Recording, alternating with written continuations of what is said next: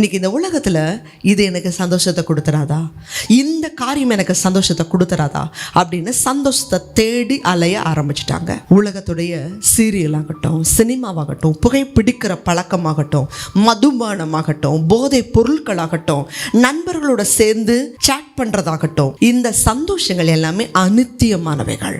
இந்த ஆத்துமாக்கள் கர்த்தரை தேடணுமே.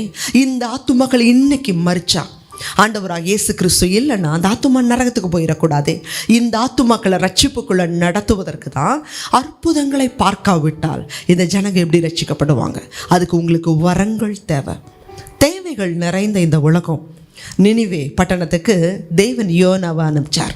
அந்த யோனாங்கிற ஒரு மனுஷனோட இருந்தது கர்த்தர்.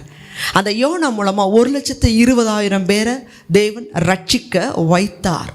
இன்னைக்கு தேவன் உங்களை எதிர்பார்க்கிறார். நீங்கள் வரங்களை பெற்றுக்கொள்ளாமல் இருப்பது தேவ சித்தம் இல்லை.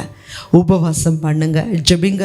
தாகமுள்ளவர்கள் மேல் தேவன் தண்ணீரை ஊற்ற விரும்புகிறார். முதல்ல விசுவாசிங்க. எனக்கு வரம் கிடைக்கும், நான் கேட்கும்போது ஆண்டவர் கொடுப்பார்னு நீங்கள் விசுவாசிங்க. குடும்பமாக ஜெபம் பண்ணுங்க. அவருடைய ஆவியை உங்கள் மேலே ஊற்றுவதற்கு அவர் தாகமாக இருக்கிறார். நீங்களும் தாகமாக இருக்கும் பொழுது தான் அவருடைய ஆவியை உங்கள் மேலே ஊற்ற முடியும். ஆண்டவருடைய வார்த்தையை உங்கள் நண்பர்களுக்கு, உங்களுடைய உறவினர்களுக்கு சொல்லுங்கள்.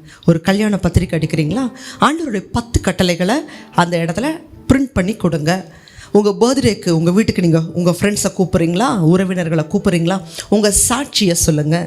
உங்கள் செல்ஃபோனில் வசனங்கள் அதிகமாக உங்களுடைய நண்பர்களுக்கு அனுப்புங்க. தேவைகள் நிறைந்த இந்த உலகம், வரங்கள் இல்லாமல் அநேக ஜனங்களை நீங்கள் ஆண்டவருக்காக ஆதாயப்படுத்த முடியாது. இப்படிப்பட்ட குறைவுகளோட வாழ தேவன் விரும்புவதல்ல. விசுவாச குறைவோ வரங்கள் குறைவோ தருவதற்கு தேவன் வல்லமை உள்ளவர்.